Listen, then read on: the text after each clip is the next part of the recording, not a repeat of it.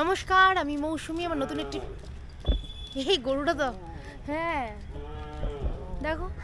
নমস্কার, আমি মৌসুমি। আমার নতুন আরেকটি ব্লগে আপনাদের সকলকে স্বাগত। আজকে দাঁড়িয়ে রয়েছি পুরী জগন্নাথ মন্দিরের সামনে। হ্যাঁ, ঠিকই শুনছেন, পুরীর জগন্নাথ মন্দিরের সামনে, কিন্তু সেটা পুরীতে নয়, সেটা আমাদের সবার খুব কাছে নিউ টাউনে।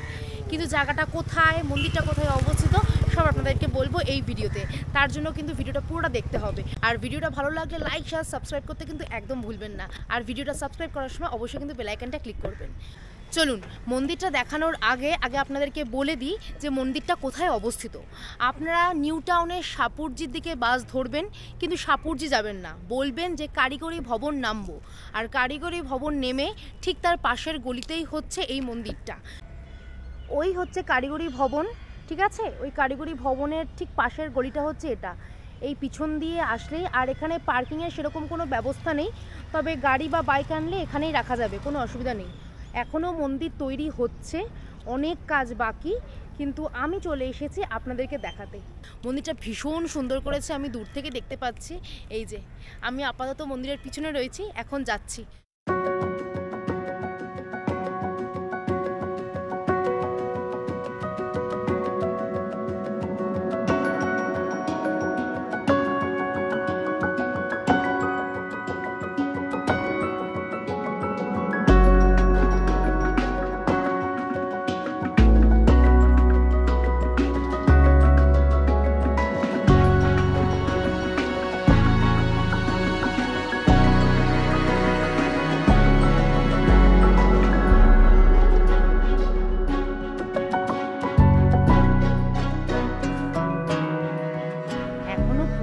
কাজ বাকি, শুধু মন্দিরটাই তৈরি হয়েছে, চারিদিকের কাজ এখনো অনেক বাকি, সব মার্বেল টার্বেল এখনো লাগানো প্রচুর বাকি।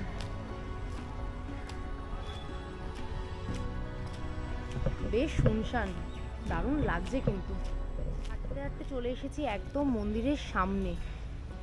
দারুণ বানিয়েছে কিন্তু। আজকে আকাশ একদম মেঘলা, সেই জন্য জানি না কতটা বুঝতে পারছেন, কিন্তু দারুণ লাগছে।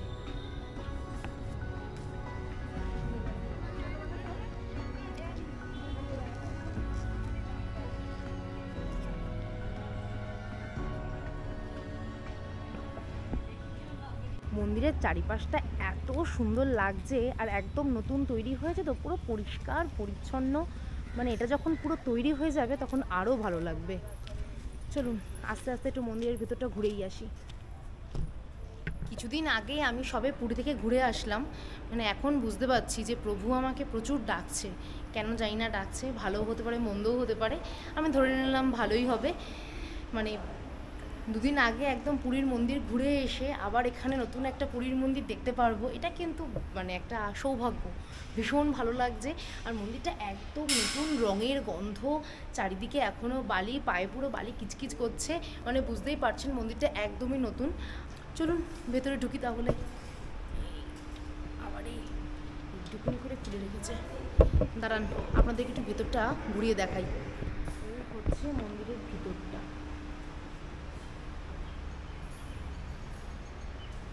এই মন্দিরে মোট 3টে গর্ভগৃহ রয়েছে।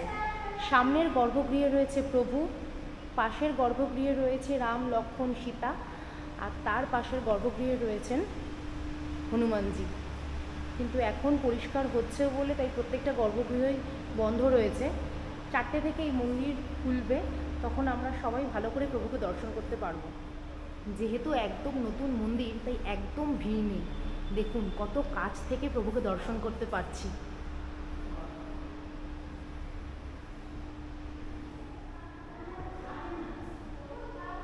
সন্ধেবেলায় যখন এই ঝাড়বাতিটা জ্বলবে তখন আরও উজ্জ্বল লাগবে এই জায়গাটা। কি দারুণ লাগছে। মানে পুরীতে তো এত কাছ থেকে প্রভুকে দর্শন করতে পারিনি, এখানে এসে দর্শন করতে পারছি, দারুণ লাগছে।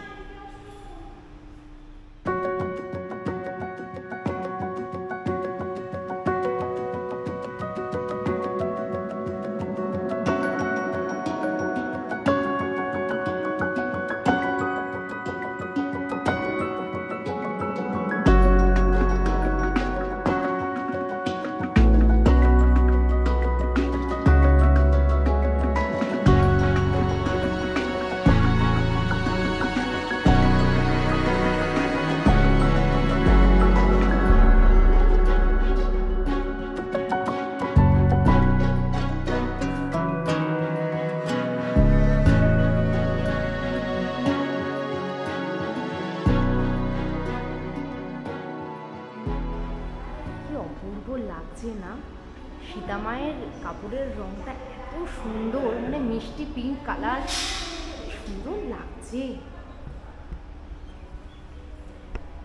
ও আচ্ছা, পাশে হনুমানজিও রয়েছে।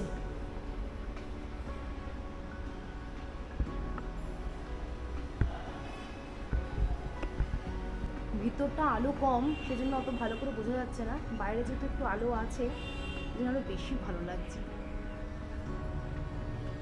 এই মন্দিরটা আমার আরও বেশি এই কারণে ভালো লাগছে, চারিদিকে মানে মন্দিরের শুরু থেকে শেষ অবধি চারিদিকে শুধু বিভিন্ন রকমের দেবদেবী রয়েছে এবং মাথার ওপরে রয়েছেন স্বয়ং শ্রীকৃষ্ণ। তার নিচে রয়েছে পার্বতী, শিব, আরও অনেক দেবদেবী, হনুমানজি।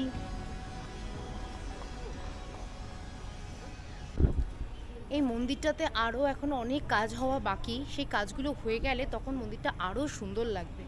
যেহেতু চারিপাশটা এখনও অনেকটা ফাঁকা, প্রচুর কাজ রয়েছে, সেজন্য এখন ফাঁকা ফাঁকা লাগছে। আর লোকজনও এখন খুবই কম, হয়তো এখানকার লোকজনরাই দু একজন আসছে, বাকি মন্দির পুরো ফাঁকা। মানে এটা যখন ভালোভাবে প্রচার করা হবে না, তখন আরও প্রচুর লোক আসবে। তবে হ্যাঁ, একটাই কি, প্রচুর দূরে, মানে আমাদের মানে আমি যেহেতু গড়িয়া থাকি, সেজন্য ওখান থেকে আসতেই প্রায় 1.5 ঘন্টা মতো লেগে গেল, এটাই একটা যা অসুবিধা। তবে বারবার বলছি, কারিগরি ভবন কিন্তু মাথায় রাখবেন, কারিগরি ভবনের ঠিক পাশের গলিতেই হচ্ছে এই মন্দিরটা। তবে বেশ ভালো লাগছে, মানে মানে একদিনের জন্য এখানে আসাই যায়, যেহেতু ওরা নতুন মন্দির তৈরি হয়েছে। সবসময় তো পুরী যাওয়া হয় না, আর সম্ভব হয়েও ওঠে না। তবে আমার কপাল, মানে আমি আগের সপ্তাহে ঘুরে আসলাম পুরী, আবার এখানে এসে প্রভুকে দর্শন করতে পারলাম, মানে কী যে ভালো লাগছে।